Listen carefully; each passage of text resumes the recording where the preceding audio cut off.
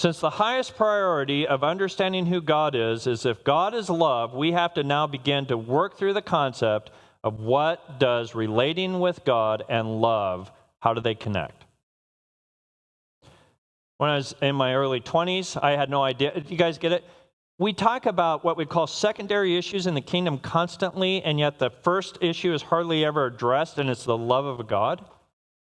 So we talk about spiritual warfare, we talk about the gifts, we talk about all this other stuff.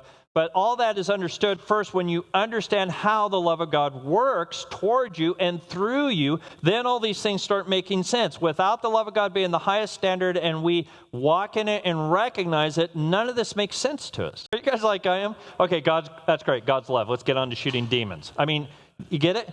Letting God love me. And when he was showing me that program or letting me see that, he was beginning to intentionally have a conversation with me about how important it is that I stop focusing on everything else and spend some time to let God literally come to me and begin to love me and recognize that God is loving me.